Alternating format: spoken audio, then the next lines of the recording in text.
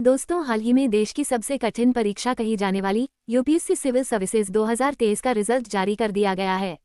परीक्षा में लखनऊ के आदित्य श्रीवास्तव ने टॉप किया है। वहीं दूसरे स्थान पर अनिमेश प्रधान और तीसरे पर दोगुरु अनन्या रेड्डी हैं। संघ लोक सेवा आयोग ने इस साल कुल 1017 कैंडिडेट्स का चयन किया है। सिलेक्शन के बाद ट्रेनिंग, कैडर और सर्विस को लेकर प्रक्रिया आगे बढ़ेगी। ऐसे में आप लोगों के मन में एक सवाल जरूर आ रहा होगा कि चुने गए कैंडिडेट को कब और कैसे होम कैडर मिलता है, आखिर इससे जुड़े नियम क्या हैं। आइए तो जानते हैं कि चुने गए कैंडिडेट को होम कैडर कैसे मिलता है। दोस्तों, यूपीएससी प्रीलिम्स के नतीजे घोषित करने के बाद मुख्य परीक्षा की प्रक्रिया शुरू होती है और चयनित कैंडिडेट को डीएफ फॉर्म का मौका मिलता है। संघ लोक सेवा आयोग इसके लिए नोटिफिकेशन भी जारी करता है।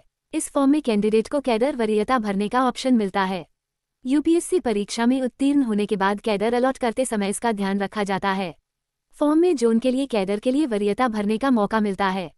अगर कोई कैंडिडेट कैडर के लिए वरीयता नहीं बताता है तो माना जाता है कि उसे कोई खास जोन या कैडर में सर्विस नहीं चाहिए।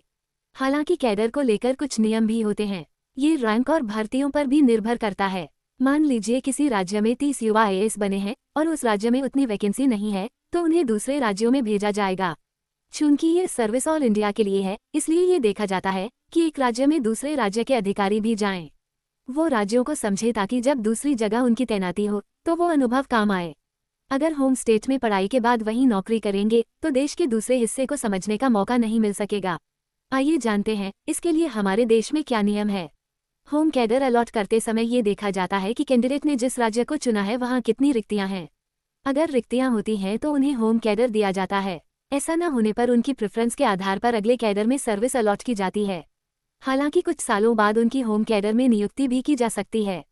भारत सरकार के मुताबिक संघ लोक सेवा आयोग होम स्टेट में कैडर आवंटन 2:1 के अनुपात को देखकर करता है। सामान्य हालात में अगर किसी राज्य में 2 अफसर दूसरे स्टेट के तैनात किए गए हैं तो एक उसी स्टेट का हो सकता है। यही वजह है कि यूपीएससी अभ्यर्थी से चॉइस भी पूछता है।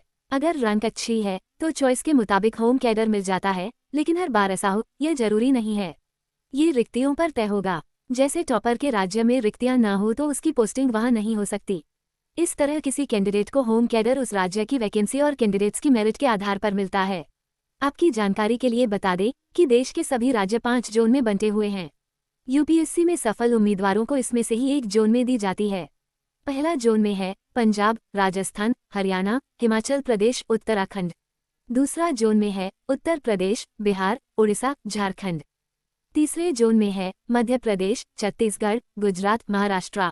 चौथे जोन पर है पश्चिम बंगाल, सिक्किम, असम, मणिपुर, नागालैंड, त्रिपुरा, मेघालय। पांचवें जोन पर है तेलंगाना, तमिलनाडु, केरल, आंध्र प्रदेश और कर्नाटक। जानकारी अच्छी लगी हो तो वीडियो को लाइक और शेयर करना ना भूलें। साथ ही हमारे चैनल को भी सब्सक्राइब करें ताकि आप लोगों को इस तरह की वीडियो मिलती रहे।